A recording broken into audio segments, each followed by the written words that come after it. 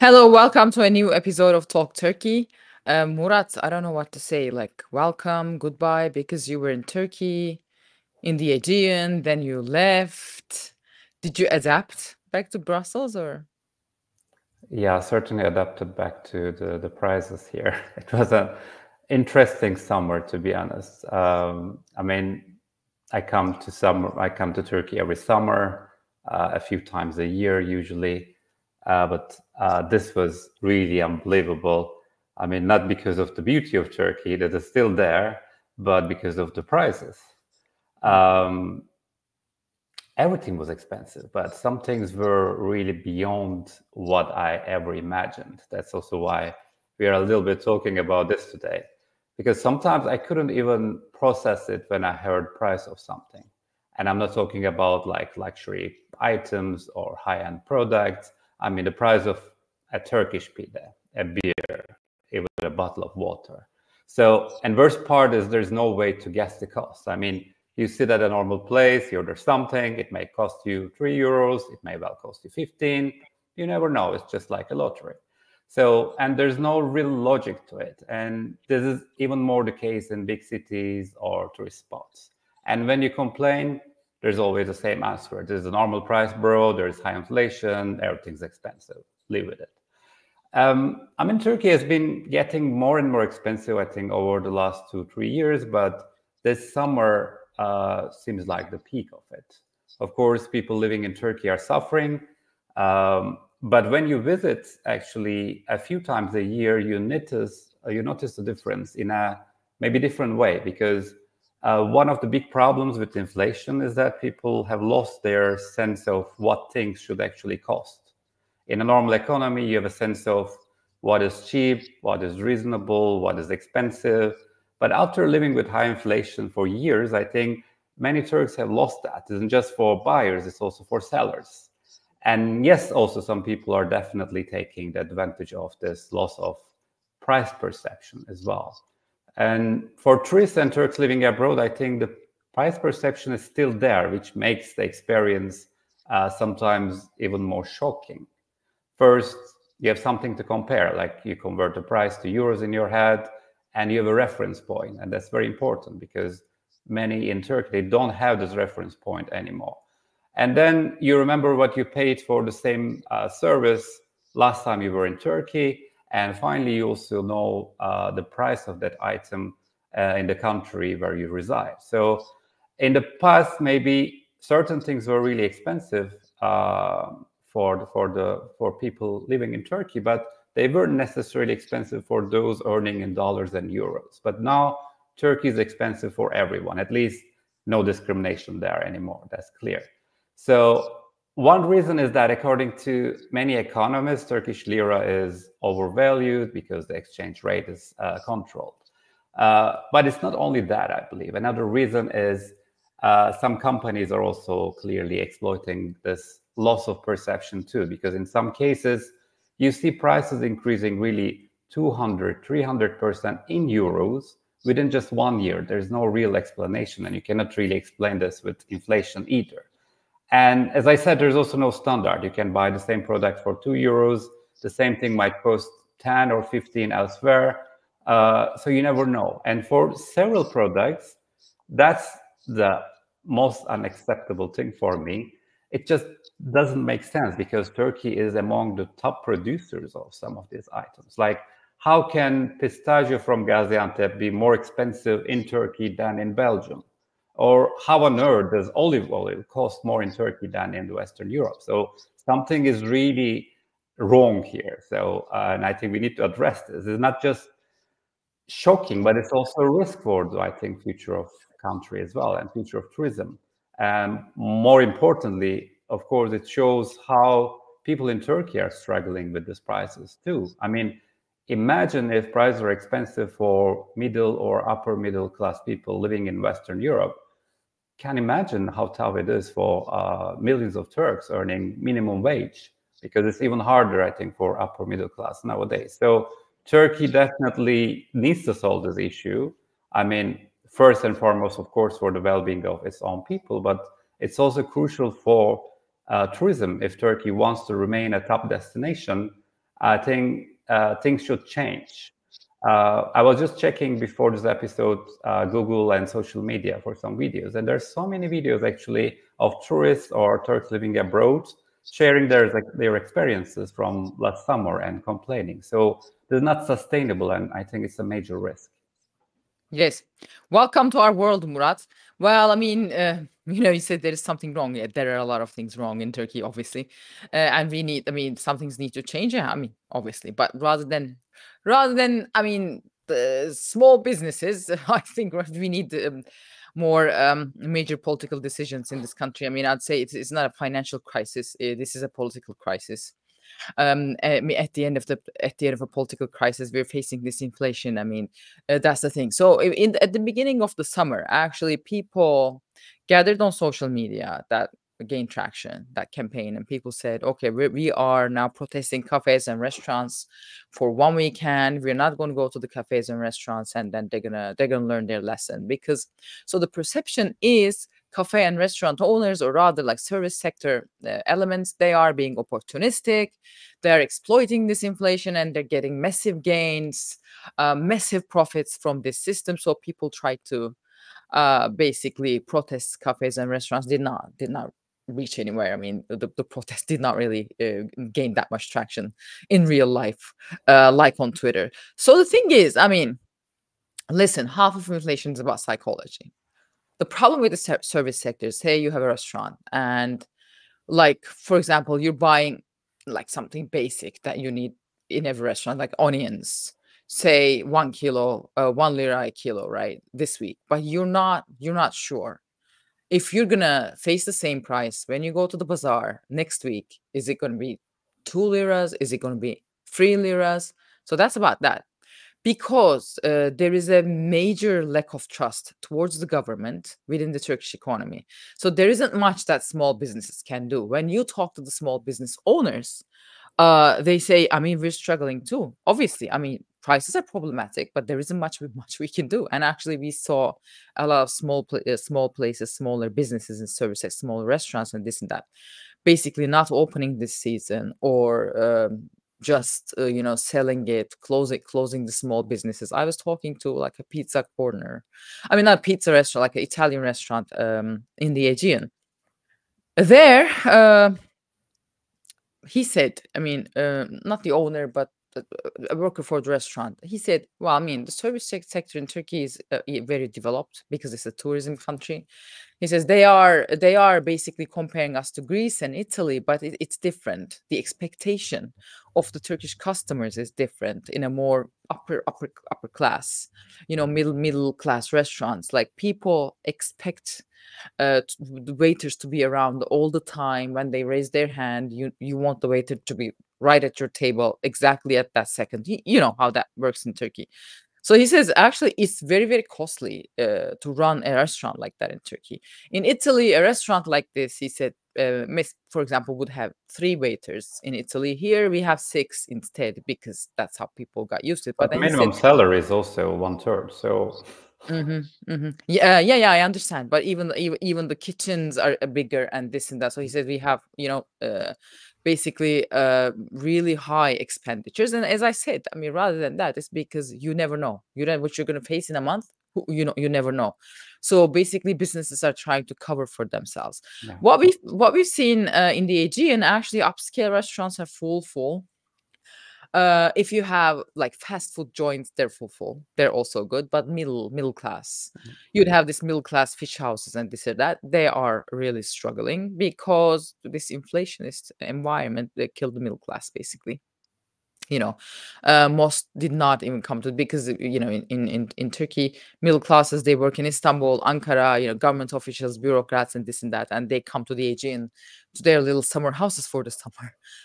Many people could not even afford to come to their Aegean houses. So there's obviously gloomy atmosphere in the economy. And you see the reflection in the service sector during the summer. But yes, I mean, we heard from tourists and this and that. They were saying like Turkey is extremely, extremely expensive. There is also, I mean, you can address to that too, but I can give a clue. I mean, the main economic reason for that, because you said even if even though I'm earning euros, I come to Turkey, it's really expensive. Well, because basically, Mehmet Şimşek is now running Turkish economy. And what he's doing is he's holding the price of lira at a certain point against dollar and euros. So actually, most basically market actors, they're saying this is not the real value of Turkish lira. So through back channels, they're basically selling dollars and euros and holding Turkish lira at some point.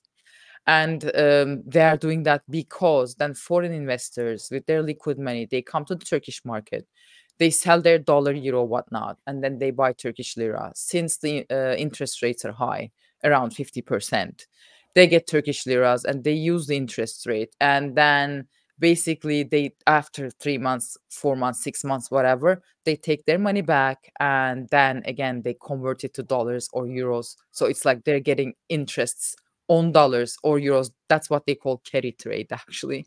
So this was the formula Mehmet Şimşek found to basically run Turkish economy. But that could only be temporary, I guess. This cannot be a permanent policy. Yeah, and I think the Şimşek is turning into one of the most disliked political figures in Turkey, and that's also surprising because when he started, not only he was popular within government, but also many in the opposition. They were thinking, okay, this guy is a reasonable one. He knows economic policies, he knows the world, so he can at least address some of these questions. But it's clear that he hasn't been able to solve the issue. But then whether his economic policies are right, whether tax system is fair, or what can he do about the value of Turkish lira, all of these points might be up for debate. But the most fundamental problem lies elsewhere, and it's not rocket science. We have been talking about the main issue, so have thousands of others. The core problem with Turkish economy isn't about economic factors. It's about how governed, it's about politicians, it's about political decisions. So we repeat, and I will repeat one more time, and if someone wants to solve the economic problems in Turkey, the solution is actually rather simple. We need more democracy, rule of law, greater predictability, respect for fundamental rights, normalized relations and image, most importantly, on the global stage, especially with Europe. So the real question is whether the current government can achieve this. And what we have seen since especially the last elections suggests that they cannot. I mean, that's why until the next elections, I'm also not sure if we can expect major improvements. You could replace Şimşek with whoever you want. I mean, you can bring the best economists in the world, but if the country doesn't move in the right direction, the issues won't be solved by a finance minister alone. And yes, he's becoming very unpopular. I think in some pro-government circles, it's because he hasn't fixed the problems or because there are some power struggles. And for the rest of Turkey, it's obvious because economic struggle is there and there's no improvement. At least people don't feel this improvement. And as long as these problems persist, I think it's natural that Şimşek will remain an unpopular figure. But I don't know if the numbers are saying the same, like are things getting improved, because the government and Şimşek, they keep promising that things will get better, but are they really getting better? Yeah, so the thing is, I mean, Mehmet Şimşek is just solely looking at the numbers. I think that's his deal. When he took this job, because it was a really tough job, it's really hard to work with Erdogan. He has his ideas. I mean, we came to this point because they tried to implement with his son-in-law this heterodox economy policy, that they tried to do what basically Chavez did.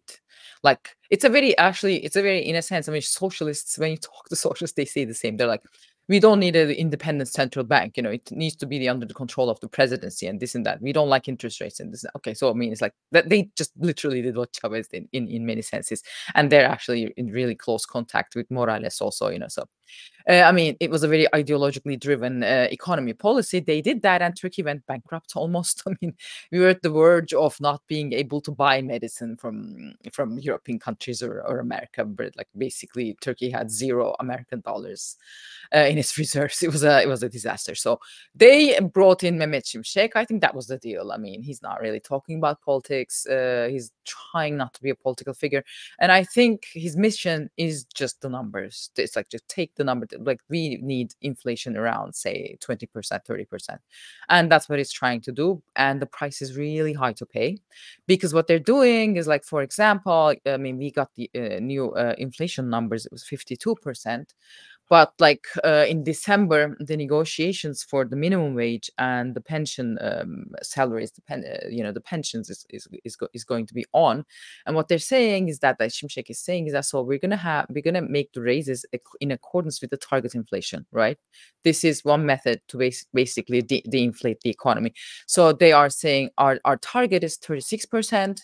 So the raises will be in accordance with that. Okay, but okay, they're raising the salaries according to the target inflation, but when they're raising the taxes, it's vice versa. They're raising the taxes in accordance with the real inflation. So people are getting like 30% raise, but then taxes are rising like 60%. So And also, who is paying and who is not paying those taxes? That's that's another issue. So it's like the burden is on the middle class, basically white collared urban middle class. Basically, it's huge, and people cannot afford their rent. People cannot afford daily life. It's going to be a really tough 1.5 years, I think, because economists are saying 2025 is going to be even worse. And we can sense that. We can sense it's coming, obviously. So when is it going to get better?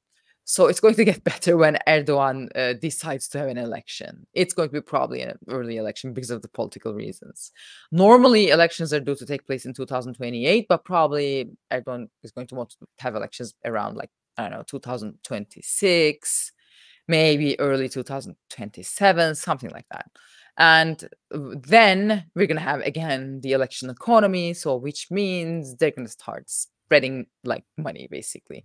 Now it's impossible for businesses to get loans because the loan interests are insanely high. Like it doesn't make any sense. That's why actually we're having basically what they call stagflation. We have both inflation, but also the economy is shrinking. Nobody can produce. We're at that. So I think when we switch to the election economy, then he's going to start pumping money again into the system, and then people are going to think, oh wow, Erdogan fixed it again, so let's vote for him again. I mean, I think that's his playbook. That's what he does all the time. So we learned that about him. I think that's the playbook.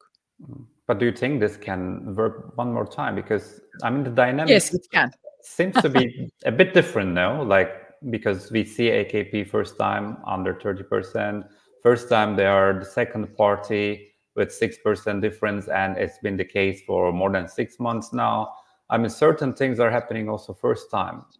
Yes. I don't know to what extent, of course, they can use this election economy, to what extent opposition would be able to keep up with this level. But I think that the level of discontent in Turkey is at a different level. Like we have never seen this a few years ago. So I don't know. Can he still make this magic? I'm not 100% sure. He will, of course, try, and it worked before. It can work again, but would that really bring him a new victory? Because there are also like different contenders now. Like I don't know, the new Islamist party. Like those parties are also harshly criticizing him. Like he's a bit like alone in his corner. No. I mean, alone in what sense? I think the state structure is with him, basically. So I think that's what makes him. He's very old. I mean, Erdogan is very old right now. You don't see him as often.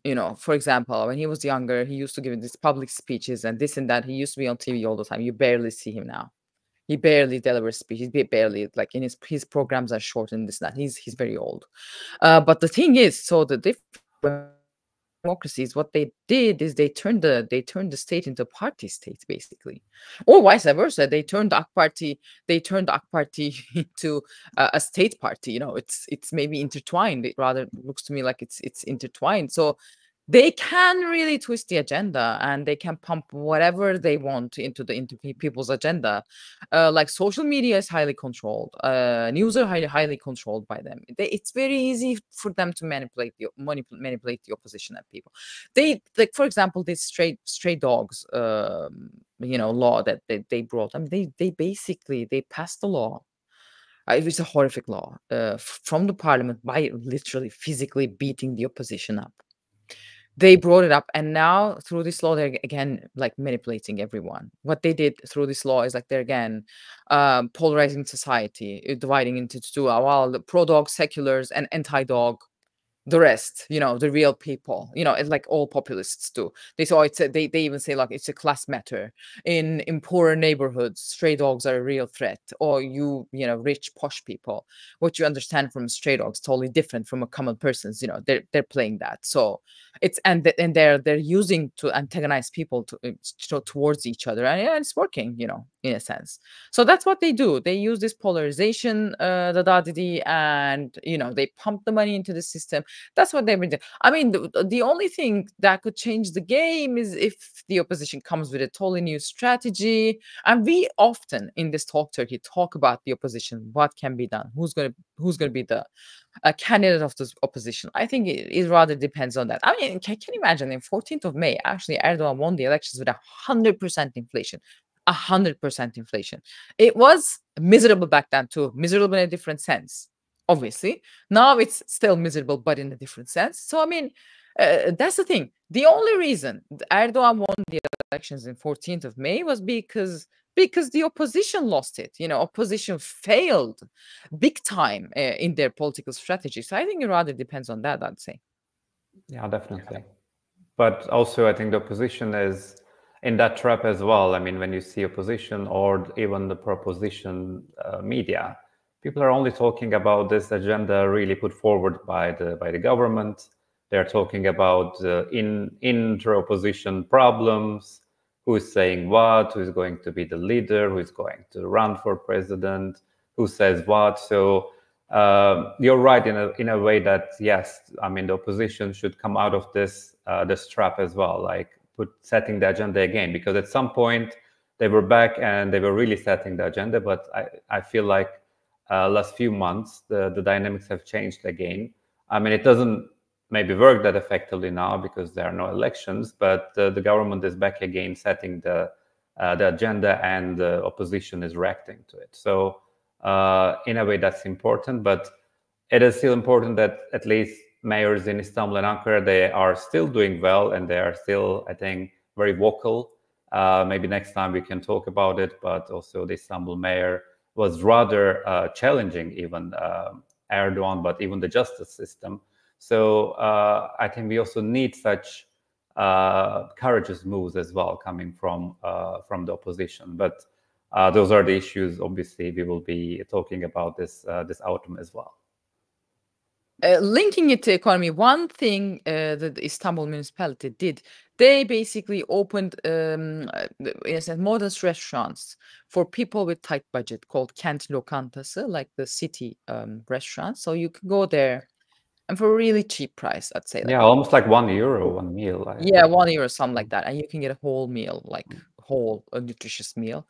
And that was big. People really loved it. And then some AK Party municipalities, they started copying it. So, I think opposition needs like concrete projects like that. I mean, the thing with opposition is like, I mean, because we're talking about economy, the opposition formed a shadow government, like in the United Kingdom, like in England. Now they have their own, it's not a system in Turkey, but they have their own economy minister, their whatever, defense minister, whatnot, and they're also coming in, they're talking from time to time. But for example, the economic cadre of the opposition is like they come up and they give this very, very theoretical, talk about, I don't know, they're social democrats, so they're like, their understanding of economy is almost socialist in a sense. So they come up with all this theoretical, I mean, listen, nobody has time to listen to and discuss the economy program of the opposition at a theoretical level, and nobody needs that. And actually, I tweeted that the other day. Remember Argentina? We remember Milei. Like, what do you remember? Like, when you say Millei's election bid, what do you remember? I remember afuera, afuera, afuera, right? I remember that. Because he said, okay, there's over government spending, very populist economy. We don't need these ministries. And he was like scratching this ministry gone, that ministry gone. You see, like the oppositions need something like that. A slogan, basically, about the economy, not like, oh my God, the class struggle. Okay, I mean, people who want to discuss that, they're discussing that, right? I mean, and like they come up like when somebody says to me, a politician, when they start their sentence by saying neoliberal economy, I cannot even listen. Like, what are you even talking about? I mean, we are not at a level to discuss some theoretical whatnot, but we're not there basically. Turkish economy is wrecked because president's son-in-law wanted to play a game. Duh. I mean, what neoliberal? What is it? It's not Turkey's problem. So I think that's that's the opposition's main problem. I'd say we need concrete something like we'll do this, whatever. I don't know. We'll close them in. We'll do something. Not some discussion and some papers. If you remember this table of 6 before the presidential election, they're coming with these big programs, papers written PDFs, some presented. Like nobody needs your academic presentations, people. Please. I mean. Yeah, I agree. Yeah. And also when they came up with some tangible elements, it worked, and it was even copied by the government sometimes, like because they had to do something about those promises, and the government was saying that, okay, we will do the same, or they had to do the same. So I think that's the working strategy, and I agree. Yeah. They should go back to tangible promises. Totally. Yeah, thank you, Murat, for sharing your Turkey experiences. But I mean, other than prices, I hope you had good time. Definitely. Like Turkey is still a very good destination, but just an expensive one. Hopefully things will get better. Save your money and come to Turkey next time, people. Definitely. Okay. Till next time. Next time.